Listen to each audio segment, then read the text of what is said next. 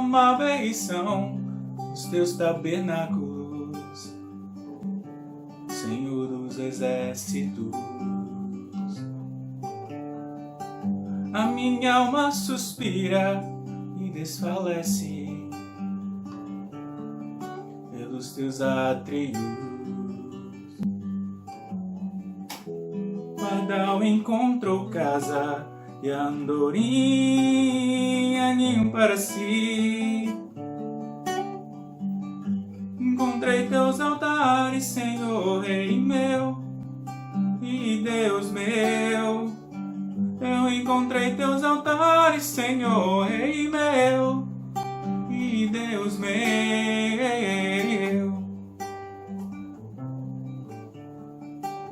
Bem-aventurados aqueles que habitam tua casa, pois um só dia, Senhor, em teus átrios vale mais que 1000. Pardal encontrou casa e a andorinha ninho para si. Eu encontrei teus altares, Senhor, Rei meu e Deus meu.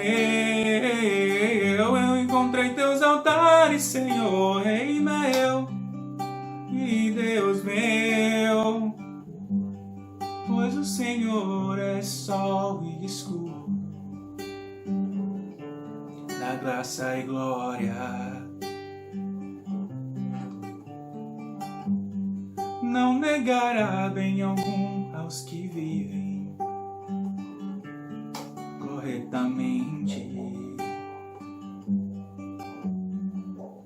Pardal encontrou casa e a andorinha ninho para si. Eu encontrei teus altares, Senhor, Rei meu e Deus meu. Eu encontrei teus altares, Senhor, Rei meu e Deus meu. Eu encontrei teus altares, Senhor, Rei meu e Deus meu.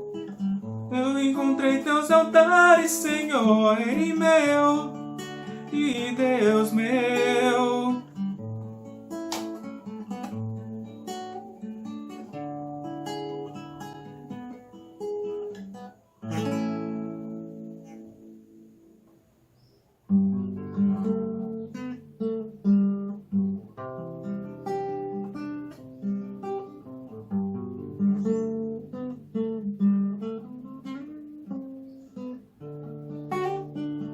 Sejas meu universo, não quero dar-te só um pouco do meu tempo. Não quero dar-te um dia apenas da semana. Sejas meu universo, não quero dar-te as palavras como gotas. Quero que saia um dilúvio de bênçãos na minha boca.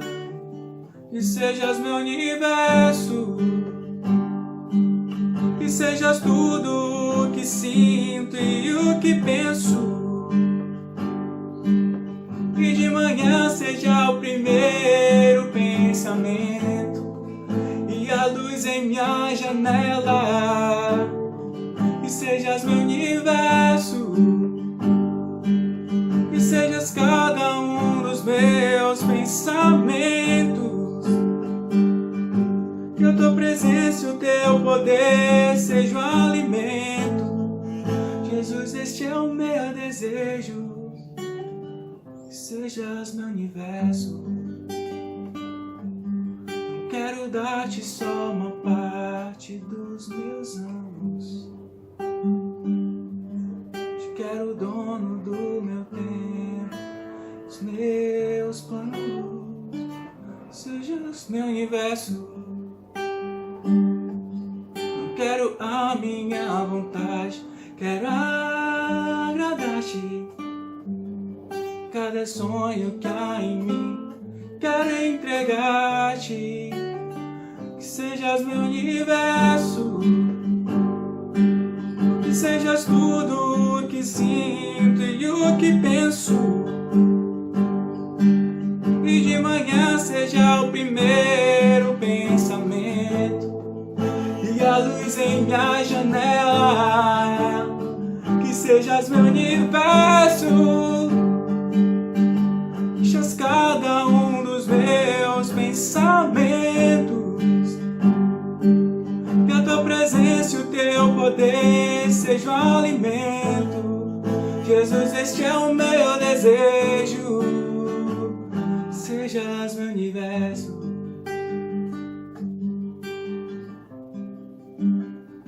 Sejas meu universo.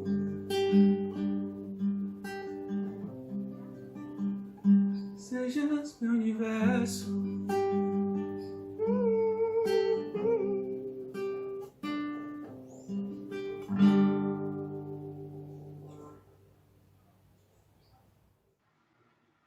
Boa noite, meus irmãos. Que a graça e a paz do Senhor esteja com todos. Vamos dar prosseguimento à nossa série de mensagens no livro de Salmos. Hoje nós vamos ver o Salmo 84. Eu queria convidar você, por favor, aí onde você está, a abrir sua Bíblia no Salmo 84, para que nós possamos lê-lo. Diz assim, então, o Salmo 84. Quão amáveis são os teus tabernáculos, Senhor dos exércitos! A minha alma suspira e desfalece pelos atos do Senhor. O meu coração e a minha carne exultam pelo Deus vivo. O pardal encontrou casa e a andorinha ninho para si, onde acolha os seus filhotes. Eu, os teus altares, Senhor dos exércitos, Rei meu e Deus meu. Bem-aventurados os que habitam em tua casa, louvam-te perpetuamente. Bem-aventurado o homem cuja força está em ti, em cujo coração se encontram os caminhos aplanados, o qual, passando pelo vale árido, faz dele um manancial. De bênção o cobre a primeira chuva. Vão indo de força em força. Cada um deles aparece diante de Deus em Sião. Senhor, Deus dos exércitos, escuta-me a oração. Presta ouvidos, ó Deus de Jacó. Olha, ó Deus, escudo nosso, e contempla o rosto do teu ungido. Pois um dia nos teus átrios vale mais que 1000. Prefiro estar à porta da casa do meu Deus, a permanecer nas tendas da perversidade. Porque o Senhor Deus é sol e escudo. O Senhor dá graça e glória, nenhum bem sonega aos que andam retamente. Ó Senhor dos exércitos, feliz o homem que em ti confia. Vamos orar. Vamos pedir que o Senhor nos abençoe para que haja entendimento sobre sua palavra nesta noite, meus irmãos. Senhor, graças te damos por termos acesso à tua palavra. Graças te damos porque o Senhor, em tua infinita misericórdia, a deixou registrada. E pedimos agora, em nome do teu Filho Jesus Cristo e pelo poder do teu Espírito, que possamos compreender esta palavra. Que o Senhor nos dê entendimento sobre ela, ó Pai, para que possamos assim, hoje, perceber o quão maravilhoso é estar diante de ti na tua presença. Abençoa-nos para que este salmo fale profundamente aos nossos corações, em nome de Jesus. Amém. Meus irmãos, o Salmo 84 é um salmo de peregrino, ou seja, é um salmo de alguém que se desloca para Jerusalém para ir adorar ao Senhor.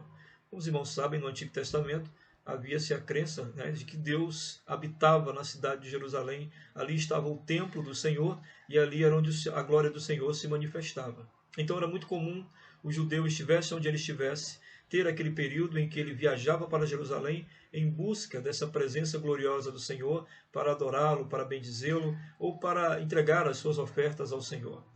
Então o Salmo 84 fala disso, de um peregrino em direção a Jerusalém.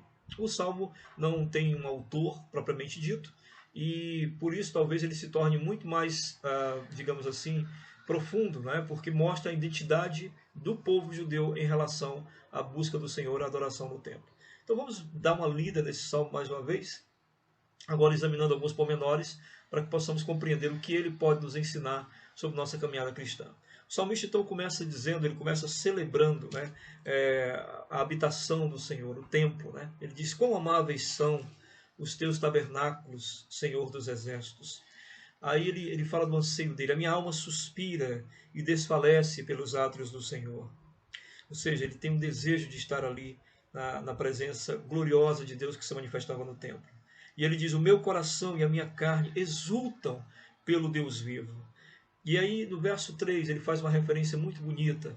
Ele faz vamos dizer assim, traz a figura de linguagem dos pássaros para a realidade dele diante do templo. Ele diz o seguinte: o pardal encontrou casa e a andorinha ninho para si, onde acolha os seus filhotes. Eu, os teus altares, Senhor dos exércitos, Rei meu e Deus meu. Então é uma figura muito bonita que ele ilustra aqui, onde o pardal, a andorinha, fazem seus ninhos ali no templo do Senhor, nos tabernáculos do Senhor, e ele diz que ele quer fazer o seu ninho ali também, ele quer ser acolhido ali também, quer ser bem recebido pelo Senhor ali também. No verso 4 ele diz: bem-aventurados os que habitam em tua casa, louvam-te perpetuamente. Aqui ele fala dos sacerdotes, que habitavam no templo continuamente, moravam no templo, né? E ele diz: quão felizes são esses que habitam na tua casa. Eles têm o privilégio de te louvar perpetuamente. Eles não precisam ir ao templo, né? Eles já moram no templo. Que bênção na vida desses que ali habitam perpetuamente. No verso 5 ele diz: bem-aventurado o homem cuja força está em ti, em cujo coração se encontram os caminhos aplanados. O verso 5 é porque na caminhada para Jerusalém, geralmente era muito árdua, cheia de obstáculos, né? Estivesse onde ele estivesse, sempre tinha essa possibilidade de passar por algumas dificuldades. E ele fala que o amor de estar na presença de Deus, de ir ao templo, é tão grande que esses caminhos são aplanados, como se Deus enchesse o coração dessa pessoa de tanta alegria e amor pelo Senhor, que o coração dessa pessoa consegue aplanar os caminhos, ou seja, não vê nenhum obstáculo em ir até o templo adorar o Senhor. E aí no verso 6 ele diz o que Deus é capaz de fazer sobre nossas vidas, né? Sobre, no caso, a vida daquele que busca a presença do Senhor. Ele diz: o qual passando pelo vale árido, algumas Bíblias dizem o vale de Baca, faz dele um manancial de bênçãos, o cobre a primeira chuva. Então duas coisas ele fala aqui: o manancial, o vale árido, que é o vale de Baca. Não existe esse vale de Baca. Se você tem na sua Bíblia escrito vale de Baca, ele usou esse termo, mas é porque o termo Baca significa lágrimas. Então, você passando pelo vale de lágrimas, não existe esse vale. Ele está fazendo aqui uma ilustração. Você passando por um momento de grande aflição, você passando por um momento de lágrimas, o Senhor é capaz de transformar esse momento em um momento de manifestação do manancial da água viva. O manancial aqui significa a presença de Deus trazendo vida. Então ele diz: você passando pelo vale de Baca, você passando pelo vale árido ou passando pelo vale de lágrimas, um momento de tristeza, Deus pode manifestar um manancial de águas vivas que só Ele tem para restaurar a sua caminhada. E aí ele fala sobre a primeira chuva, que é uma promessa de Deuteronômio capítulo 11, verso 14, onde Deus diz que fará sempre vir sobre o seu povo a chuva seródia, né? Que é aquela chuva fora de tempo, aquela chuva inesperada, que vem para aliviar o calor ou vem para aliviar a sequidão. Então ele diz duas coisas aqui: Deus pode consolar-nos as nossas lágrimas, Ele tem poder para isso, e Ele pode surpreender-nos na hora da sequidão. No caso aqui, usando a figura da chuva, da primeira chuva, a chuva seródia, aquela primeira chuva que começava o período de chuvas lá na região judaica.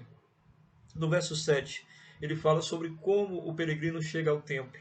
Ele diz: vão indo de força em força, cada um deles aparece diante de Deus em Sião. Um peregrino, aquele que vai buscar a presença de Deus no templo, né? Não importa as dificuldades que enfrenta, ele vai de força em força, ele se esforça, ele continua caminhando, e ele diz que todos aqueles que querem chegar lá no templo vão chegar. E vão chegar de força em força, eles vão chegar em Sião. Lembrando que Sião é uma figura também no Antigo Testamento para o lugar glorioso onde Deus habitará para sempre. Ou seja, Sião é uma figura de céu. Significa que o Salmo está dizendo aqui para nós que nós também estamos caminhando para aquela presença gloriosa e plena do Senhor, que é o céu, no caso, né? No verso 8 ele diz: Senhor, Deus dos exércitos, escuta-me a oração, presta ouvidos ao Deus de Jacó. Aqui ele começa a orar. E no verso 9 ele ora pelo rei. Ele diz: olha, ó Deus, escudo nosso, e contempla o rosto do teu ungido. O ungido aqui que ele se refere é o rei. No verso 10 ele conclui dizendo: pois um dia nos teus átrios vale mais que 1000. Olha que coisa linda, né? Estar um dia na presença de Deus vale mais do que 1000 dias da vida. E aí ele diz também: prefiro estar à porta da casa do meu Deus a permanecer nas tendas da perversidade. Prefiro estar no lugar mais humilde do templo, na presença do meu Deus, do que estar num lugar de honra neste mundo, mas que seja um lugar de pecado. Verso 11, porque o Senhor Deus é sol e escudo. O Senhor dá graça e glória. Nenhum bem sonega aos que andam retamente. Olha, ele fala com Deus como sendo sol, que a ideia do sol, a ideia da vida, a ideia da luz, e escudo, proteção contra todo o mal. E ele diz que Deus dá ao seu povo a graça, que é aquela coisa imerecida, o presente imerecido, e Deus dá glória, né? Deus manifesta a sua glória, e nenhum bem sonega aos que andam retamente. Ele conclui então dizendo, ó Senhor dos Exércitos, feliz o homem que em ti confia. Então é um salmo realmente belíssimo, meus irmãos, porque ele mostra toda a ideia do peregrino indo ao templo adorar ao Senhor e toda a expectativa criada por ele nesse momento em que ele caminha para se encontrar na presença do Senhor.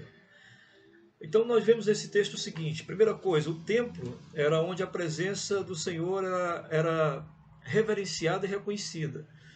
Não que eles não reconhecessem onde estivessem. Por exemplo, Deus, quando eles foram para a Babilônia, o povo judeu, Deus disse, olha, lá vocês continuem a vida de vocês, orem, meditem na palavra, abençoem o povo que lá está, ou seja, Deus lembrando a eles que estaria presente mesmo no lugar onde eles imaginariam que talvez Deus estivesse ausente. Mas a questão é que o templo para eles era um lugar de reconhecimento, Deus realmente está aqui. Havia uma reverência reconhecida da presença de Deus pelo ambiente em si, vamos dizer assim, pela crença de que Deus morava no templo. Então, por isso, esse anseio tão grande do peregrino, do salmista, em chegar a esse templo, né? E o quanto ele celebra esse templo, ele diz, quão amáveis são os teus tabernáculos, Senhor dos Exércitos. E como ele quer ser acolhido nesse templo, ele chega a colocar essa questão dessa forma, não é? O pardal encontrou casa, andorinha ninho para si, e eu também, Senhor, encontro-me nos teus altares. Olha que coisa preciosa, né? Então ele está dizendo que ali a presença de Deus no templo é reverenciada e reconhecida plenamente. Uma outra coisa que o texto nos mostra é que permanecer na presença de Deus é o que todo servo de Deus deseja. Aqui é um desejo, né, de estar na presença do Senhor no templo, e a gente percebe isso porque ele expressa todo o desejo, todo o anseio. Ele diz, a minha alma, o meu corpo, né, quer dizer, todo o ser dele quer estar na presença de Deus. O que demonstra que um verdadeiro servo de Deus deseja estar na presença do Senhor sempre. Não desejar estar na presença de quem amamos é muito estranho. Então não há por que não desejar estar na presença do Deus que nós dizemos amar. Uma outra coisa que o texto nos ensina é que o servo que ama ao Senhor, o texto nos mostra, perdão, o servo que ama ao Senhor não vê obstáculos para chegar ao lugar de adoração. Ele mostra isso aqui, ele começa a dizer do fortalecimento que Deus traz para que ele não desista de ir ao encontro do Senhor. Ele diz que Deus vai fortalecendo e todos chegarão em Sião, que Deus os fortalece para isso. E ele chega a dizer também que o coração chega a aplanar o caminho, né? O caminho pode ser tortuoso, mas o coração acaba aplanando esse caminho. O texto também nos mostra que o servo de Deus, ele recorda das misericórdias de Deus. Lá no verso 6, né, quando ele diz, ele é impulsionado pela lembrança das misericórdias de Deus. Ele lembra, por exemplo, que no vale de Baca, no vale de lágrimas ou vale árido, Deus pode manifestar um manancial de vida ali para trazer refrigério ao sofrimento do seu servo. E ele também fala, né, sobre a questão da chuva, a chuva seródia, ou seja, a primeira chuva, aquela chuva que vem para refrescar e anunciar que o inverno chegou. Então ele diz que Deus está sempre presente na vida dos seus servos, e isso reforça e impulsiona o desejo dos seus servos de buscá-lo. E por último, esse texto mostra para nós que o servo de Deus, ele entende a qualidade de tempo de se permanecer na presença de Deus. Ele diz, um dia na tua presença vale mais do que 1000. Então o servo de Deus entende que a qualidade que é estar na presença de Deus e a diferença que é estar em qualquer outro lugar. Um dia na presença do Senhor vale mais que 1000.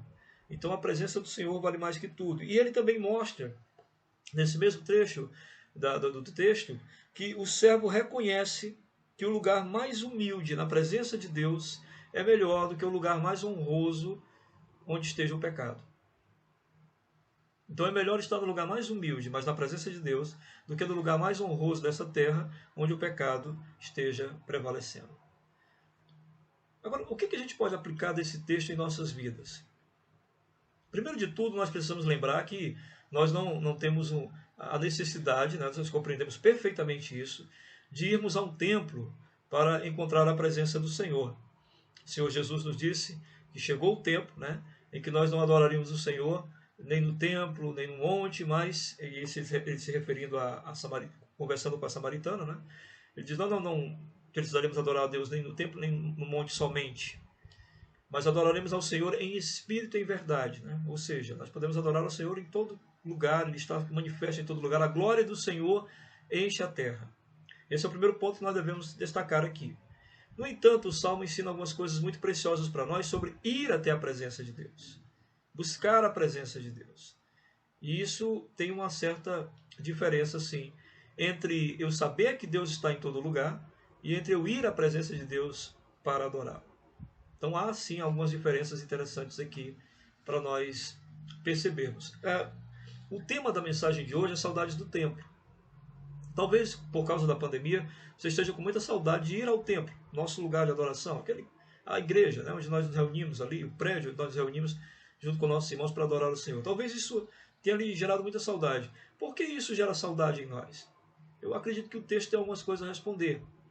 Se nós podemos adorar ao Senhor em qualquer lugar, por que aquele ambiente que nós escolhemos para adorar junto com os nossos irmãos nos impulsiona tanto a estar lá e nos dá tanta saudade? Então há algumas coisas interessantes que a gente pode perceber nisso. E a primeira delas é o seguinte, é que nós não vamos ao templo para encontrarmos com o Senhor, nós já devemos estar com o Senhor. Mas no templo a gente tem uma percepção mais viva do Senhor, uma percepção mais clara do Senhor. É no culto onde a presença do Senhor é mais reconhecida e é mais reverenciada. Por quê? Bom, primeiro, porque no culto nós temos alguns pontos que são fundamentais e que nos mostram que o Senhor ali está. Por exemplo, os louvores congregacionais. Todos nós juntos cantando ao mesmo Deus. A palavra que é proclamada, a palavra que é pregada. Todos nós juntos ouvindo. A oração comunitária. Todos num só pensamento, em um só motivo de oração. A comunhão do povo adorando com o mesmo sentimento. O sentimento de honrar o Senhor Jesus. Tudo isso, todo esse momento, revela a nós uma presença de Deus diferente de que nós possamos ter em qualquer outro ambiente. Eu posso estar caminhando e orando. Eu posso estar em minha casa, no meu quarto, de joelhos, ou lendo a palavra, ou ouvindo louvores. Mas a presença comunitária da igreja faz uma diferença muito grande e me dá um reconhecimento maior da presença do meu Senhor em minha vida. Olha só, você vai compreender melhor a partir de uns pontos que eu quero explicar aqui. Por exemplo, você só pode louvar a Deus reconhecendo a partir da palavra dele que é revelada. E ao reconhecer essa palavra, você deve responder à palavra que você acabou de ouvir. Quando você responde essa palavra, isso significa que você creu nessa palavra. E uma das coisas que essa palavra nos impulsiona, por exemplo, a dizer, é Pai Nosso. Jesus não nos ensinou a orar meu Pai, mas Pai Nosso. Ou seja, um Pai que é meu e dos meus irmãos. Então, todas as vezes que eu oro, e eu oro com os meus irmãos, eu estou orando Pai Nosso. E todas as vezes que eu oro Pai Nosso, é lógico que ali eu estou respondendo a palavra conforme ela me foi revelada. Um outro ponto importante também é que a palavra de Deus diz para nós que nós devemos adorar a Deus, mas para adorar a Deus antes devemos nos reconciliar com nossos irmãos. Mateus capítulo 5, versos 23 e 24, a palavra de Deus diz isso. Antes de entregar a tua oferta ao Senhor, que é a adoração, se tem alguma coisa pendente com o teu irmão, vai lá e reconcilia-te com ele. E essa reconciliação são com os nossos irmãos, ou seja, essa comunhão, essa união, são com os irmãos que estão juntos conosco na igreja, no templo, e com os irmãos que ainda estão fora e nós não conhecemos ainda. Porque eles não vieram ainda fazer parte da nossa família, mas estão lá fora e a qualquer momento podem chegar, e quando chegarem devem fazer parte dessa comunhão. Então a adoração é uma resposta à palavra de Deus quando ela diz que eu devo estar reconciliado com meus irmãos. A comunhão e a adoração é uma reconciliação entre eu e meus irmãos diante do Senhor. É uma resposta a Deus. Por isso, eu sinto mais a presença de Deus nesse momento de comunhão. Perceberam, meus irmãos? Então não é questão do templo em si, mas do que acontece lá no templo, o culto. O culto manifesta em nós um desejo maior de reverência e de reconhecimento da presença do Senhor.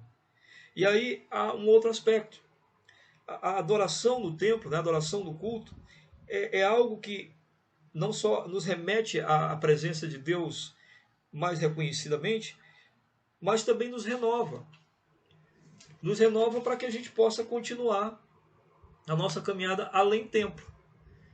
Então deixa eu dar um exemplo. A gente vai ao templo no domingo e a gente adora o Senhor, reconhece sua presença, reverencia essa presença e vamos para a vida. Estamos abastecidos. E aí precisamos voltar de novo depois. Por que precisamos voltar de novo? Nós precisamos voltar de novo porque nós precisamos mais uma vez da comunhão com nossos irmãos, da resposta à palavra de Deus em relação à oração, Pai Nosso, em resposta à adoração, à reconciliação, estamos todos juntos nisso. E nós renovamos de novo isso e vamos para a vida de novo e assim sistematicamente. Então o templo é um lugar onde nós nos alimentamos por causa daquilo que ali acontece, o reconhecimento da grandeza de Deus em nosso meio. Nós possamos passar a semana toda vivendo o nosso dia a dia, fazendo nossas orações, mas tem um momento em que nós nos reunimos juntos como igreja, como família de Deus, e aquele momento nos fortalece tremendamente, porque naquele momento nós estamos respondendo a palavra do Senhor, e a nossa resposta não é com palavras apenas, mas com as nossas próprias vidas ali, unidas, juntas, em comunhão, demonstrando ao Senhor que oramos juntos o Pai Nosso, porque Ele é nosso Pai, não apenas meu Pai, e porque juntos e reconciliados estamos ali em adoração. Outra coisa que o texto nos mostra e nos ensina é que Deus é quem nos atrai ao seu encontro. Você vê que o peregrino ele fala, né? Ele é impulsionado por Deus. Ele diz que Deus fortalece, de força em força, Deus o leva à sua presença. Você pode ver isso ali nos versículos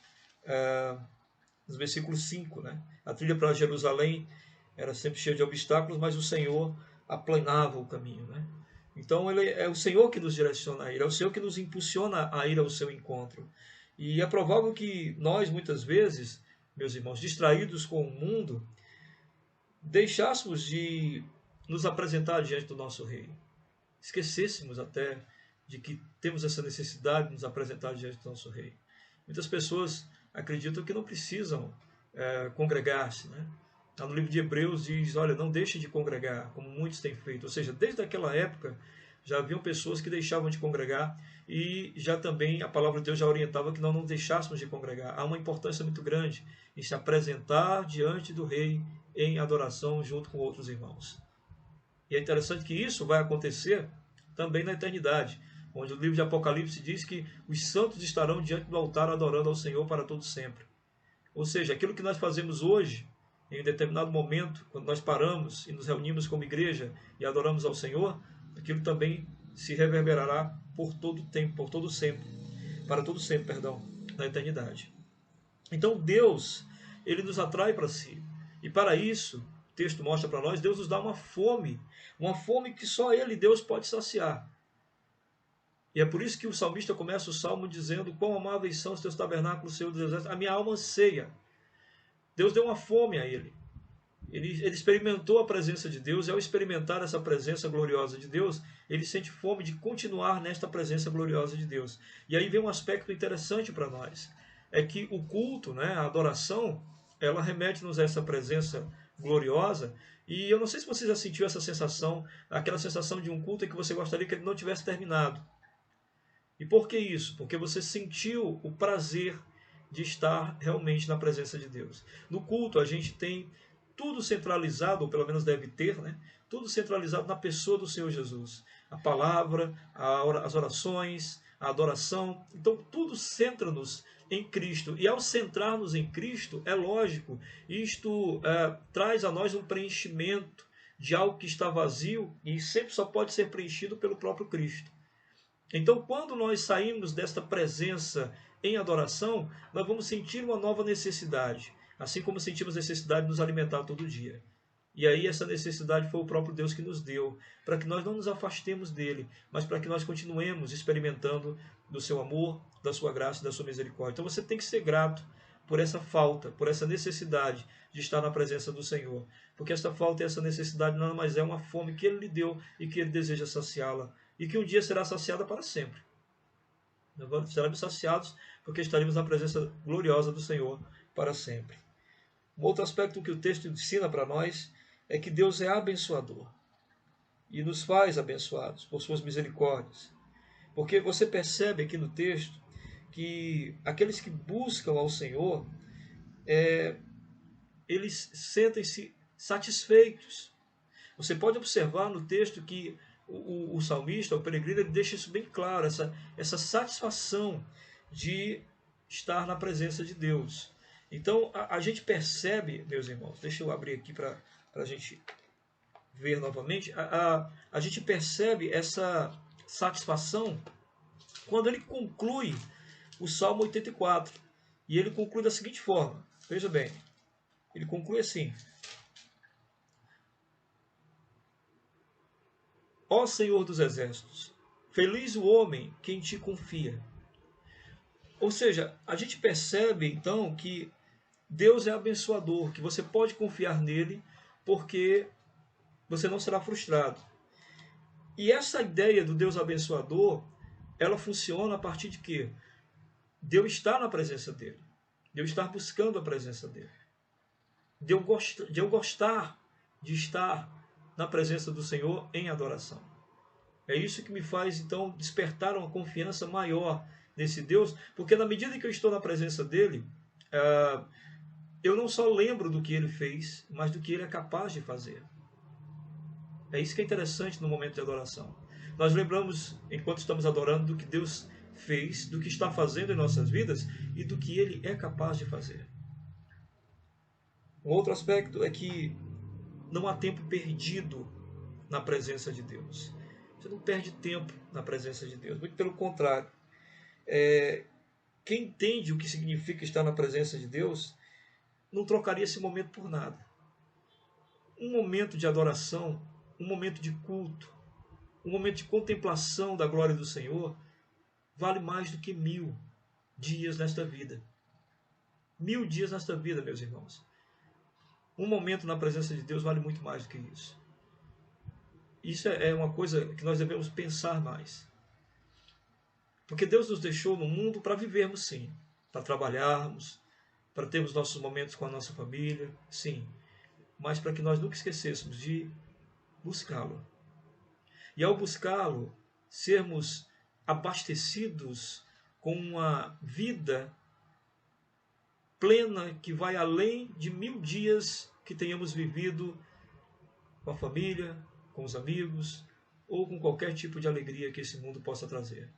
A alegria da presença do Senhor vale mais do que 1000 dias, e esses 1000 dias, mesmo que fossem preenchidos todos com alegria terrena, não conseguiriam se equivaler a um dia na presença do Senhor. Então, a ideia aqui é: não esqueça disso, de buscar esta presença. Você pode continuar vivendo sua vida e lembrando que o Senhor está nela.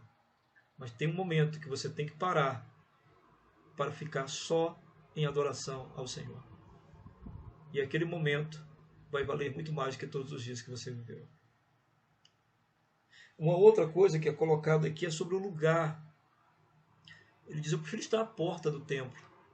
Estar à porta do templo era geralmente quem pedia esmolas. Na maioria das vezes, eram pessoas necessitadas, ficavam ali na porta, não entravam no templo. Não podiam também entrar.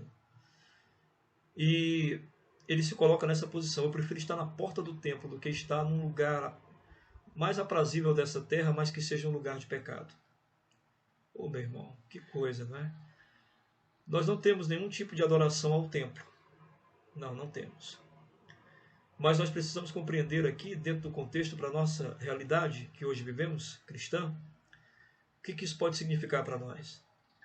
Pode significar que estar ou buscar a presença de Deus, estar no ambiente onde Deus está sendo adorado, será sempre melhor do que estar em qualquer lugar de honra, mas seja um lugar de pecado nesse mundo. Há lugares de pecado nesse mundo em que você será muito celebrado se for para lá. Se você estiver lá, as pessoas vão bater palmas para vocês, vão lhe aclamar, vão trazer reconhecimento talvez para você, mas é um lugar de perdição, um lugar de pecado. Mas aquele lugar onde Deus está presente, ou seja, o lugar onde você busca a presença de Deus, o lugar onde você busca adorá-lo, busca senti-lo, pode ser o lugar mais simples do mundo. Pode ser um lugar desprezível aos olhos humanos, mas é o melhor lugar onde se pode estar. Portanto, meus irmãos, o que o Salmo 84 ensina para nós é da importância de buscar a Deus, de sentir sua presença e de reverenciar essa presença. O peregrino, o salmista, sai peregrinando em busca de Jerusalém, de chegar ao templo, porque ele acredita que lá está a presença gloriosa do Senhor. Sim, meu irmão, Jesus nos ensinou que não precisamos nos deslocar para encontrar a presença gloriosa do Senhor, mas também nos ensinou que nós deveríamos buscar comunhão uns com os outros. O apóstolo João diz: se você não ama seu irmão, então você ainda não ama a Deus. Aliás, o apóstolo João diz na sua primeira carta: se você não ama seu irmão, você nem sequer se converteu ainda. Sabe do que nós sentimos falta, meus irmãos? Eu acho que vocês vão concordar comigo. Nós não sentimos falta daquele prédio onde nós nos reunimos.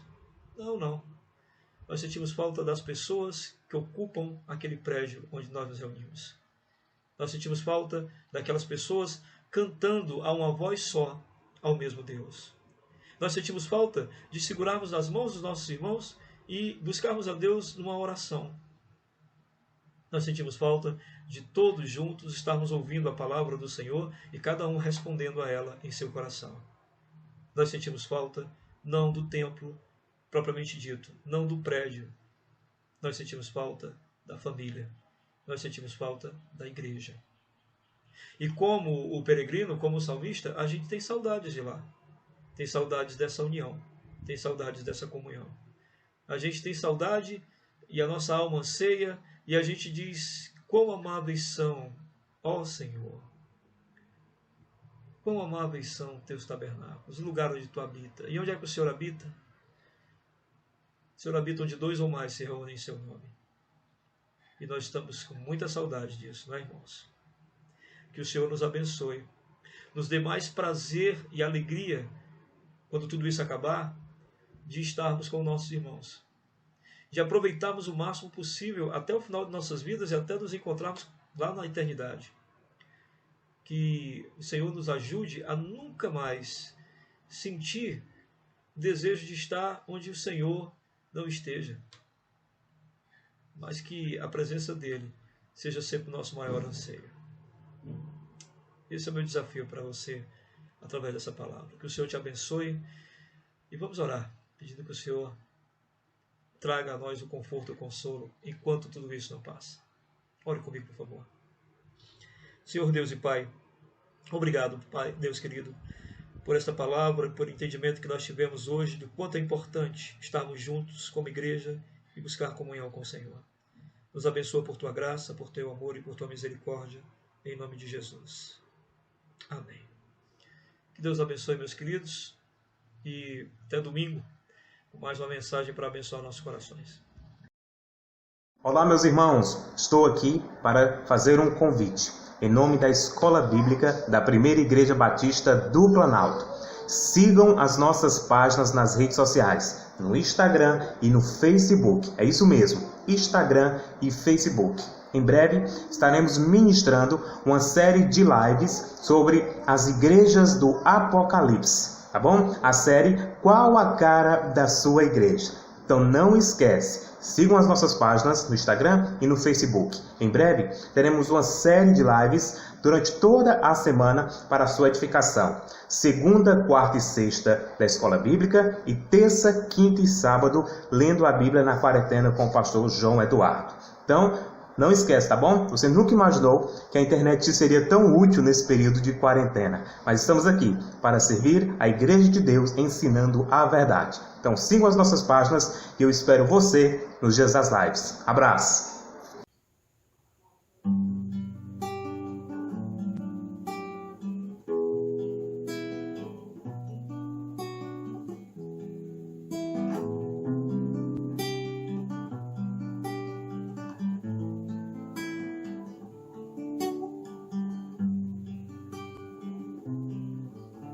Preciso aprender um pouco aqui, preciso aprender um pouco ali, preciso aprender mais de Deus, e Ele é quem cuida de mim.